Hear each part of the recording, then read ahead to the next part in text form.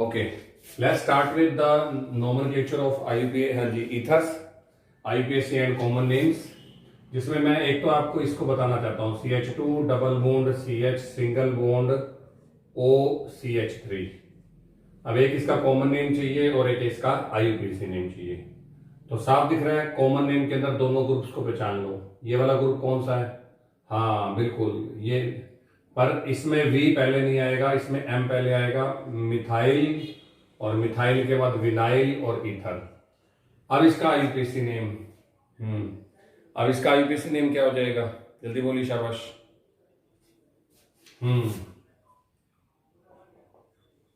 अब देखो तुम घबरा जाते हो।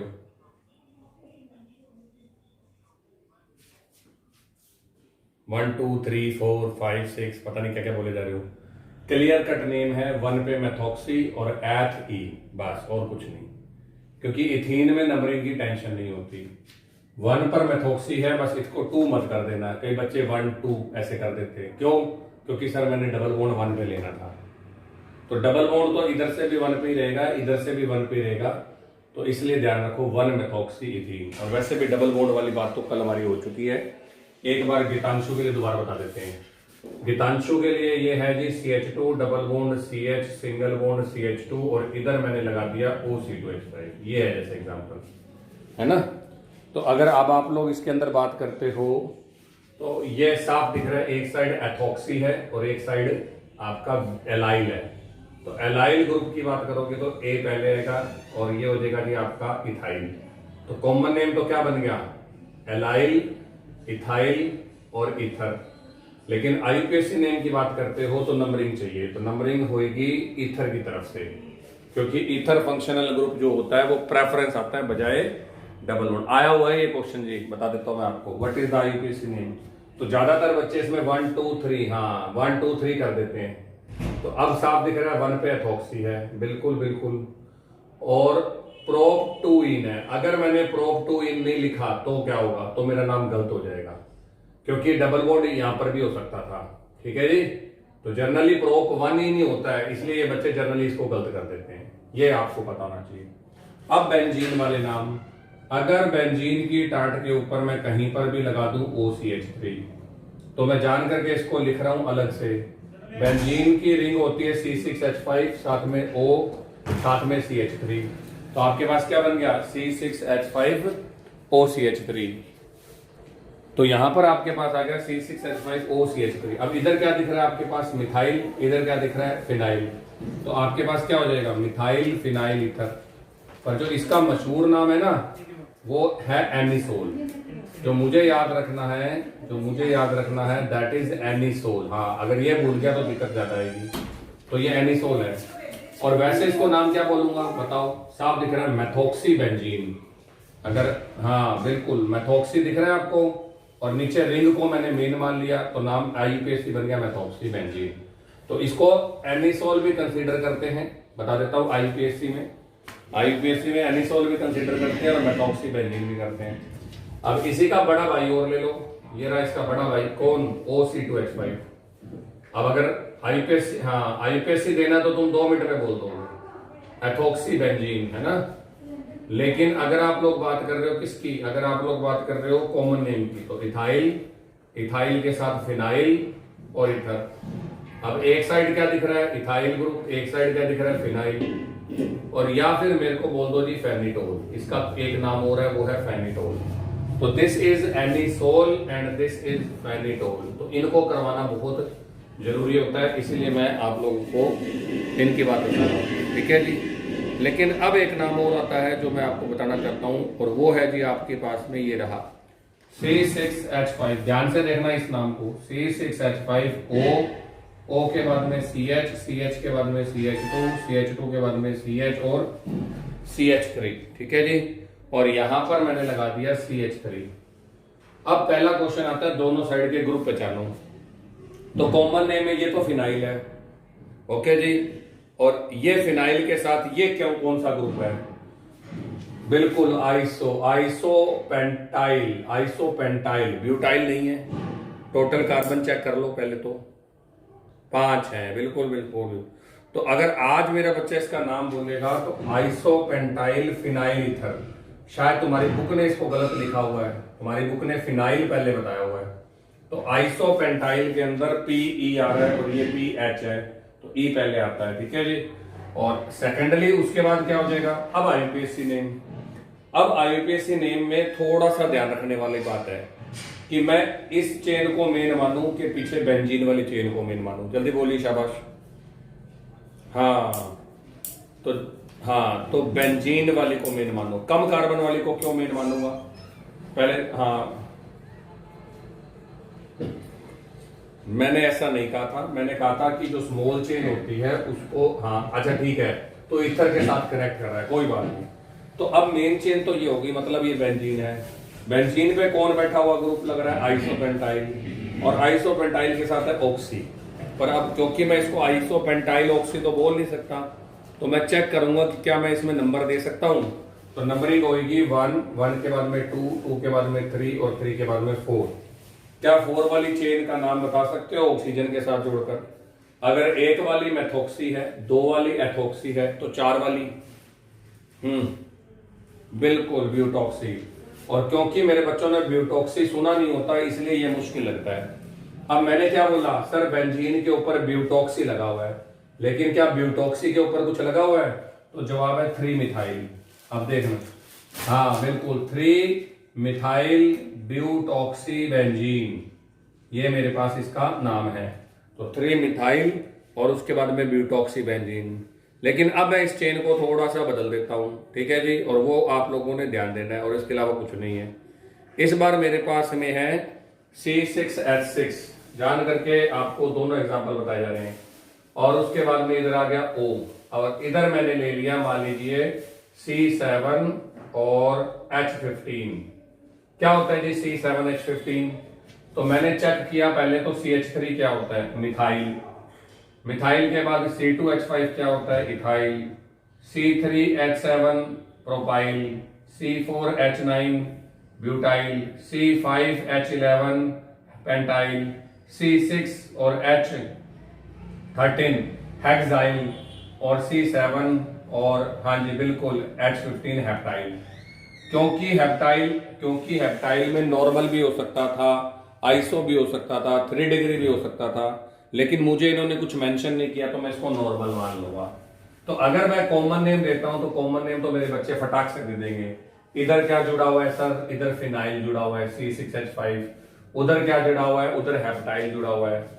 तो हाँ बिल्कुल, तो कॉमन नेम तो फटाक से बोल देंगे N हेप्टाइल, और उसके बाद में फिनाइल, और उसके बाद में ईथर। ये तो बच्चों ने बोल दिया।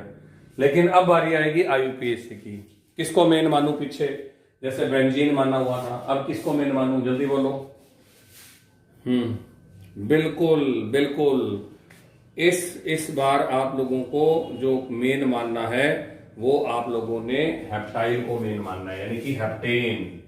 और अगर मैं देख रहा हूं तो ये फर्स्ट कार्बन पर ग्रुप जुड़ा हुआ है। कौन सा ग्रुप जुड़ा हुआ है फर्स्ट कार्बन पे? तो फिनॉक्सी, वेरी गुड। फिनाइल नहीं है ये, फिनॉक्सी हो गया। तो O के साथ बोलूंगा तो नाम है 1-फेनॉक्सी हेप्टेन, 1-फेनॉक्सी हेप्टेन। तो अब ये दोनों नाम आपकी पिक्चर को बिल्कुल क्लियर करते हैं कि ये 3 मिथाइल ब्यूटॉक्सी बेंजीन क्यों है और ये 1-फेनॉक्सी हेप्टेन क्यों है। तो क्लियर कट बात है कि जब आप लोगों के पास बड़ी चेन आएगी तो बड़ी चेन को पीछे मान लो। फिर बच्चे का क्वेश्चन होता है 6-6 की चेन आ जाए तो उसमें आप बेंजीन रिंग को मेन मानो, क्योंकि वो रिंग के अंदर कंसीडर की जाती है। तो उसमें आप रिंग को कंसीडर करके पीछे हेप्टेन लिख दोगे, ठीक है, और अपने क्या नाम पीछे बेंजीन लिख दोगे, और आगे जो है वो हेक्साइल हो जाएगा। तो इतना सा काम है, ठीक है जी। फिर आपके स्पेशल नेम्स के अंदर 1-2 और आते हैं जो मैंने कल परसों मेरे बच्चों से पूछे। अब आप लोग डर जाते हो जब इस तरीके के नाम आ जाते हैं। तो ये लो जी, CH3O, इधर आ गया CH2, इधर आ गया CH2 और OCH3।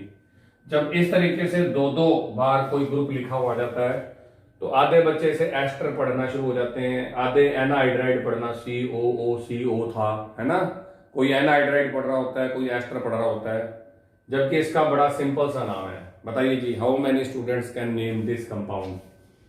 बोलो बोलो, शाबाश।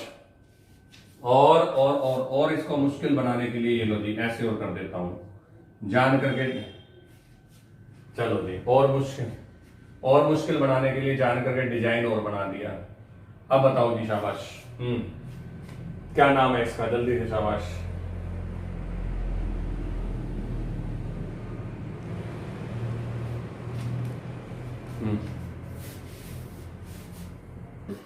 तो अब इस नाम के अंदर बच्चे डर जाते हैं, जबकि मेरे को चेन देखनी थी। चेन थी 1, 1 के बाद में 2, 2 के बाद में 3। अब 3 वाली चेन क्या हो जाएगी, क्लियर कट बात है। 3 वाली चेन तो आपकी प्रोपेन है। अब 1 पर भी OCH3 है, 2 पर भी। अब इस ग्रुप की पहचान नहीं हो पाती कि ये ग्रुप है कौन सा। ज्यादातर बच्चे इसको एस्टर बनाते फिर रहे होते हैं या ओइक एनहाइड्रेट बनते फिर रहे होते हैं, जबकि ये डाई ईथर है आपका। तो डाई ईथर में नाम क्या बन गया, 1,3 और उसके बाद में डाई के बाद में मेथॉक्सी और प्रोपेन। ठीक है जी, तो ये बात आप लोगों को पता होना चाहिए। ठीक है, तो इस तरीके से नाम मेरे को आने चाहिए। फिर उसके बाद में एक नाम और बता देता हूं आपको, जिसके अंदर आपका साइक्लिक चेन बनेगी। ये लो जी, इस तरीके से अगर कोई नाम आ जाए, कोई मुझे ऊपर बिठा दे OCH3 और यहां पर लगा दे जी, मान लेते हैं कोई भी ग्रुप लगा दो क्लोरो, है ना। अब नंबरिंग कहां से पहले करूं, क्लोरो से या मेथॉक्सी से, जल्दी बोलो शाबाश। बिल्कुल बिल्कुल बिल्कुल मेथॉक्सी से होगी, क्योंकि वो ईथर है। या तो इसका नाम बनेगा 1, 2, 3, हाँ 3 क्लोरो, ना 3 क्लोरो पहले। अब ये नंबरिंग उसको मिली है, जीत हो गया, लेकिन राजा के लिखते वक्त Cl है, तो 3 क्लोरो। और या तो लिख दो एनिसोल सीधा, 3 क्लोरो एनिसोल। और या आप लिख सकते हो 3 क्लोरो 1 मेथॉक्सी बेंजीन। बिल्कुल, दोनों नाम में से कोई भी नाम ले सकते हो। तो इसके नाम मैं लिख देता हूं, ये मेरे पास है 3 क्लोरो एनिसोल या ऑर्थो क्लोरो एनिसोल। ठीक है जी, और या मैं लिख सकता हूं इसके अंदर 3 पे क्लोरो और 1 पे मेथॉक्सी और उसके बाद में बेंजीन। ये बातें मेरे बच्चों को पता होनी चाहिए। और उसके बाद में आपके पास नेमिंग एक और है, ठीक है, और वो नेमिंग ये रही। अब ये आप बताओगे, शाबाश। ये है मेरे पास इधर भी मिथाइल और इधर भी मिथाइल, ठीक है। और उसके बाद ये रहा मेरे पास OC2H5। चलिए जी, क्या नाम है इसका, जल्दी से शाबाश।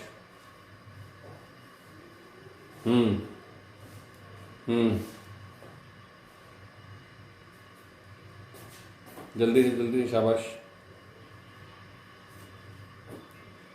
ये बेंजीन, हाँ ये बेंजीन नहीं है, बिल्कुल ये बेंजीन नहीं है। ठीक है जी।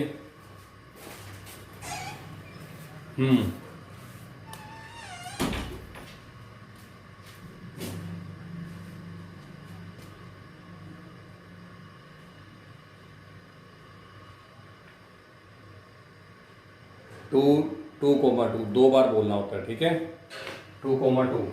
लेकिन अब आपकी किताब जो इसका लॉजिक देती है वो ये कहती है यहाँ 2 सब्स्टिट्यूएंट है और यहाँ पर 1 सब्स्टिट्यूएंट है। ठीक है जी, अब ये चेन के अंदर नहीं कंसीडर हो रहा है ना। अब इस वाले नाम के अंदर जब आप एनिसोल कंसीडर करते हो तो इसको 3 मिलता है।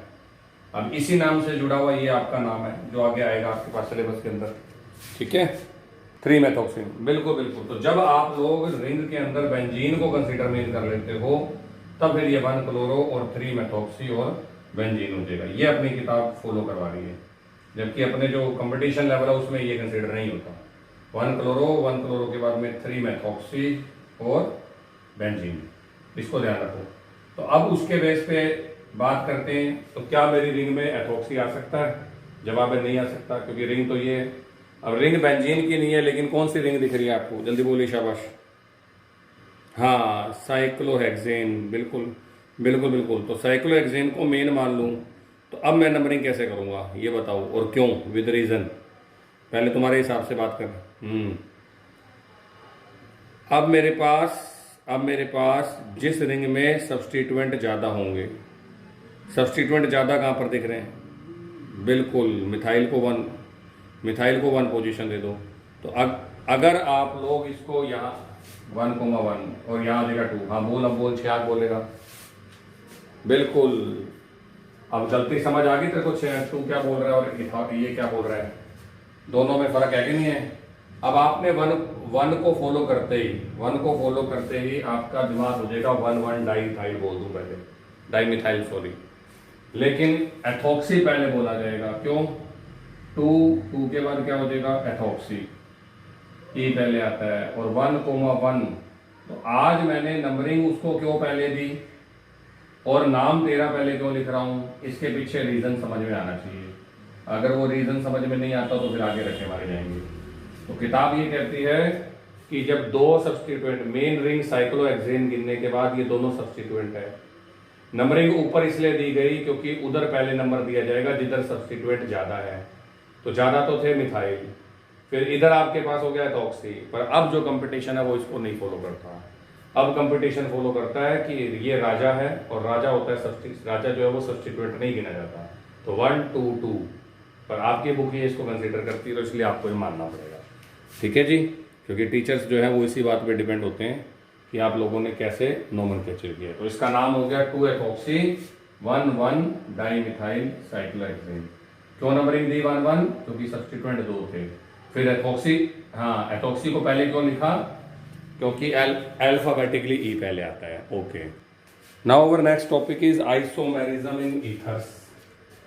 तो first of all, what is isomerism? Those compounds which have similar molecular formula but have different physical and chemical properties are considered as isomers, and this property या और phenomena is known as isomerism. तो ये कौन कौन से isomerism दिखाते हैं? तो फर्स्ट नंबर पे आती है फंक्शनल ग्रुप आइसोमेरिज्म, और ये हमने नाम सुना था एल्कोहल के अंदर, है ना। अब फंक्शनल ग्रुप जो आइसोमेरिज्म होती है वो, उसमें मैंने कुछ आप लोगों को फॉर्मूला और कुछ भाई मिलाए थे कि ये एक दूसरे के भाई हैं। फिर वहां मैंने कहा था कि alcohol and ethers are functional group isomer. क्यों?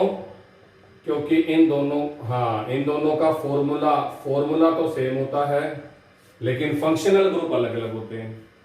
अब मुझसे कोई पूछ लेगा सर इसके फॉर्मूले बना के दिखाओ या मुझे इससे बना के दिखाओ फंक्शनल ग्रुप। तो पेपर में क्वेश्चन आएगा, draw functional group isomer of this compound. वो कहेगा C2H6O के जितने भी फंक्शनल ग्रुप आइसोमर बनते हैं वो बना के दिखा दो। तो सबसे पहले तो मुझे पता होना चाहिए फॉर्मूला किससे रिलेटेड है। CnH2n+2O, मतलब हाइड्रोजन डबल से 2 ज्यादा है। 2 का डबल कितना होता है? 4, और 4 में अगर 2 ऐड कर दूं तो 6। तो इस फॉर्मूले से पता लग रहा है कि एक तो बनेगा इसमें अल्कोहल और एक बनेगा ईथर।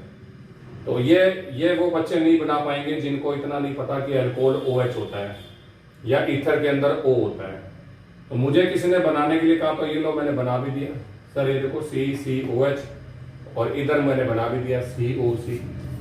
तो सिर्फ मुझे कार्बन पता होने चाहिए कितने लगाने हैं, और ये पता होना चाहिए ग्रुप कौन सा लगाना है। अल्कोहल के लिए OH और ईथर के लिए O। हाइड्रोजन तो कोई चलता फिरता भी पूरे कर देगा ना। अभी देखो 3, 2 और 1 6। अब इधर कितने होंगे? 3, इधर भी कितने होंगे? 3। तो ये मेरे पास है फंक्शनल ग्रुप आइसोमर। अब कोई कहते सर C3 के बना दो, ये लो बना देता हूं, C3 और H8 और O। तो मुझे कुछ नहीं करना, 1 कार्बन 2 कार्बन 3 कार्बन और OH। और फिर कोई कहते 1 कार्बन 2 कार्बन 3 कार्बन, ये लो जी बीच में O तुम्हारी मर्जी पे डिपेंड है। ठीक है जी, तो ये लो जी ये बन गया। और इसी तरीके से CH3, इधर CH2 और CH3। तो ये तो बन गए फंक्शनल। लेकिन जो सेकंड आइसोमेरिज्म है वो शानदार है, और अगले चैप्टर में वो और शानदार हो जाएगी, मिलवाऊंगा पक्का। That is metamerism. मेटामेरिज्म उन कंपाउंड में होती है जिनमें इंटरमीडिएट फंक्शनल ग्रुप होता है। अब ये इंटरमीडिएट फंक्शनल ग्रुप का मतलब बताओ पहले तो। शाबाश, हाँ, जो बीच में जुड़ा हो। तो इसका मतलब मेटामेरिज्म ईथर में मिलेगी, यस सर। इसका मतलब मेटामेरिज्म कीटोन में मिलेगी, यस सर। इसका मतलब मेटामेरिज्म 2 डिग्री एमीन के अंदर भी मिलेगी, या 3 डिग्री एमीन के अंदर भी मिलेगी। तो जो मेरे सिलेबस में मैंने बता दिया, ईथर के अंदर मिलेगी, कीटोन्स में मिलेगी, 2 डिग्री एमीन्स में मिलेगी, और 3 डिग्री एमीन्स में मिलेगी। ये मेरे सिलेबस में है।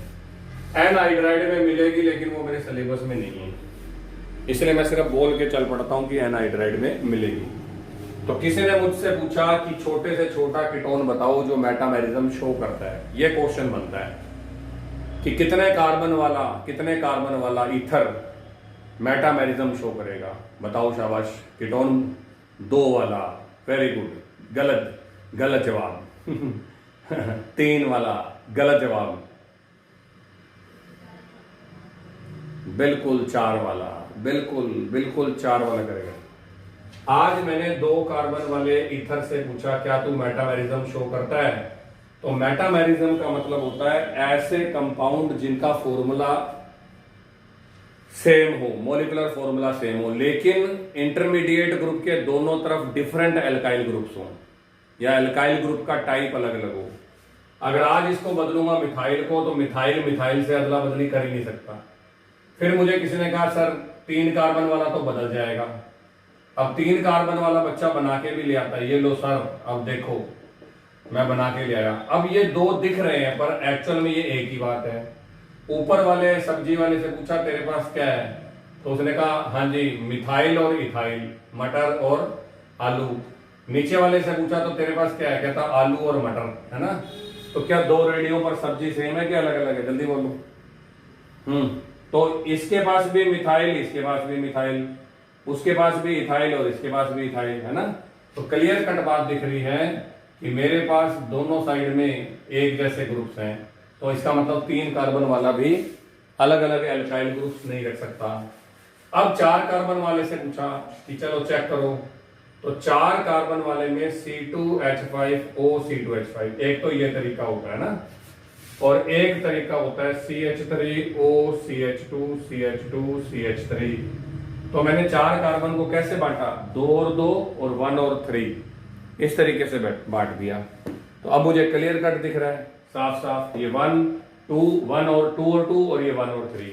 इसके पास दोनों ग्रुप इथाइल हैं, इथाइल एंड इथाइल। क्या उसके पास भी इथाइल एंड इथाइल है, जल्दी बोलो। हाँ, मिथाइल और एन प्रोपाइल। तो इन दोनों का चेक करोगे फॉर्मूला निकलेगा C4H10O। तो ऐसे कंपाउंड जिनका फॉर्मूला सेम हो लेकिन जिनके एल्काइल ग्रुप डिफरेंट हो, उनको बोलते हैं मेटामर्स। तो कंपाउंड 1 और कंपाउंड 2 में क्या रिलेशनशिप है, आज बता देता हूं। अगर ये पेपर में आ गया तो आधे से ज्यादा बच्चे ये क्वेश्चन नहीं कर पाएंगे आज बताने के बाद भी।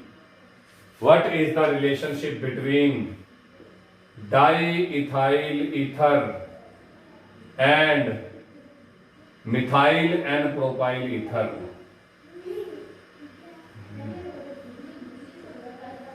बिल्कुल, आज तो मेरे आगे फटाफट बोल रहे हो। These are metamers, these are metamers।